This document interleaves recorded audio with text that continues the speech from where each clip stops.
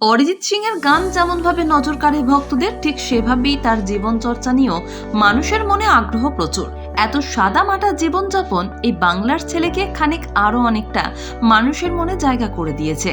দেশ বিদেশ কাঁপিয়ে বেড়ানো এই শিল্পীকে নিয়ে মানুষের মনে আগ্রহের শেষ নেই। তবে তাকে ঘিরে নানান ধরনের প্রশ্নও কিন্তু রয়েছে মানুষের মনে। নাম যশ হওয়ার পর সত্যি কি বদলে গিয়েছেন অরিজিৎ সিং? আসলে কেমন অরিজিৎ সিং?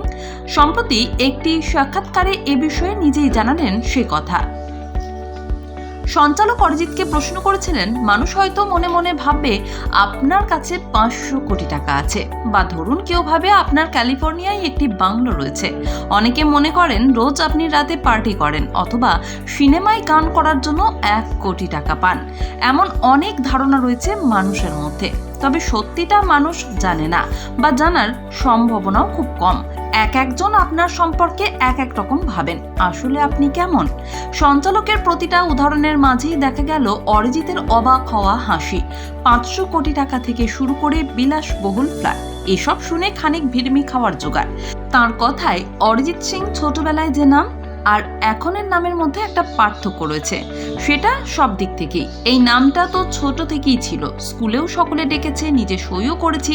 তবে এই নামটা যখন জনপ্রিয় হয়ে গেল, তখন মানুষ নানা চর্চা করছে, ভালোবেসেছে, প্রশংসা করেছে।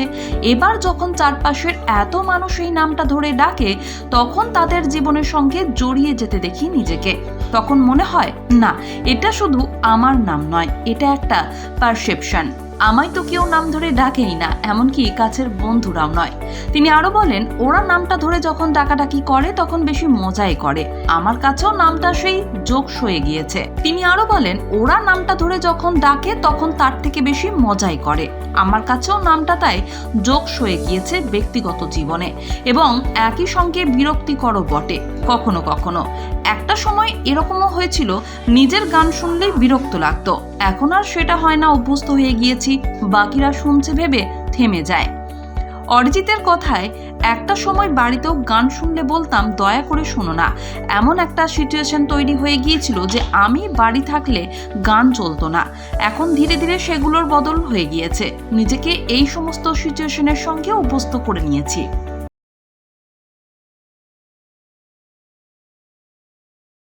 অরিজিৎ সিং এর গান যেমনভাবে নজর কাড়ে ভক্তদের, ঠিক সেভাবেই তার জীবনচর্চা নিয়েও মানুষের মনে আগ্রহ প্রচুর। এত সাদামাটা জীবনযাপন এই বাংলার ছেলেকে খানিক আরো অনেকটা মানুষের মনে জায়গা করে দিয়েছে। দেশ বিদেশ কাঁপিয়ে বেড়ানো এই শিল্পীকে নিয়ে মানুষের মনে আগ্রহের শেষ নেই। তবে তাকে ঘিরে নানান ধরনের প্রশ্নও কিন্তু রয়েছে মানুষের মনে। নাম যশ হওয়ার পর সত্যি কি বদলে গিয়েছেন অরিজিৎ সিং? আসলে কেমন অরিজিৎ সিং? সম্প্রতি একটি সাক্ষাৎকারে এ বিষয়ে নিজেই জানালেন সে কথা। সঞ্চালক অরিজিৎকে প্রশ্ন করেছিলেন, মানুষ হয়তো মনে মনে ভাববে আপনার কাছে 500 কোটি টাকা আছে, বা ধরুন কেউ ভাবে আপনার ক্যালিফোর্নিয়ায় একটি বাংলো রয়েছে। অনেকে মনে করেন রোজ আপনি রাতে পার্টি করেন, অথবা সিনেমায় গান করার জন্য 1 কোটি টাকা পান। এমন অনেক ধারণা রয়েছে মানুষের মধ্যে। তবে সত্যিটা মানুষ জানে না, বা জানার সম্ভাবনাও খুব কম। একজন আপনার সম্পর্কে এক রকম ভাবেন। আসলে আপনি কেমন? সঞ্চালকের প্রতিটা উদাহরণের মাঝেই দেখা গেল অরিজিতের অবাক হওয়া হাসি। 500 কোটি টাকা থেকে শুরু করে বিলাসবহুল ফ্ল্যাট, এসব শুনে খানিক ভিড়মি খাওয়ার জোগাড়।